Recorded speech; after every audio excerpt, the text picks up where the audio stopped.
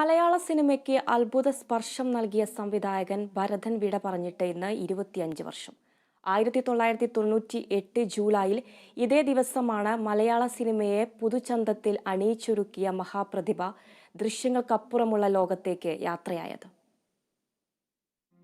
പുതിയതും അപൂർവവുമായ സൗന്ദര്യവും മുഖവുമാണ് ഭരതൻ ടച്ച് എന്നറിയപ്പെട്ട ആ മാന്ത്രിക സ്പർശത്തിലൂടെ മലയാള സിനിമയ്ക്ക് ലഭിച്ചത്. 1975 പ്രയാണം എന്ന ചിത്രത്തിലൂടെ സംവിധാന രംഗത്ത് വരവറിയിച്ച ഭരതൻ പിന്നീട് മലയാളത്തിന് സമ്മാനിച്ചത് ഒരു പിടി അമൂല്യമായ സിനിമകളാണ്.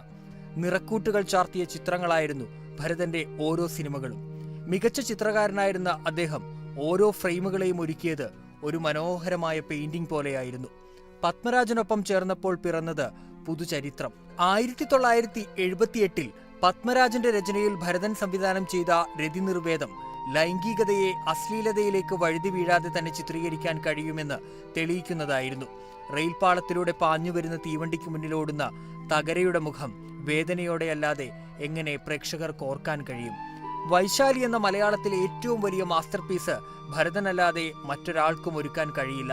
ഒരു മഹാകാവ്യം പോലെ മനോഹരം. ചാമരം, കാതോട് കാതോരം, തകര, പാളങ്ങൾ, മർമരം, അമരം, താഴ്വാരം, അങ്ങനെ എത്രയെത്ര ചിത്രങ്ങളിലൂടെ ഭരതൻ ടച്ചിന്റെ മാസ്മരികത മലയാളി അറിഞ്ഞു.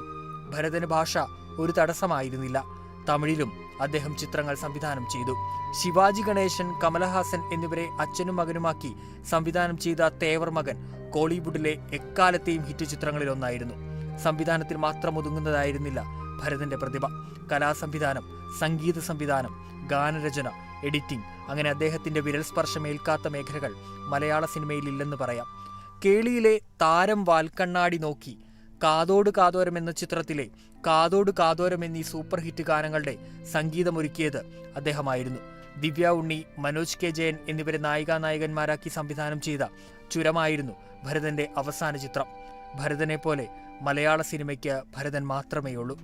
ആ ഓർമ്മകൾ എന്നും ചാമരം വീശി സിനിമാ പ്രേമികളുടെ ഹൃദയത്തിൽ നിറഞ്ഞു നിൽക്കുന്നു. Entertainment desk, Kerala vision news.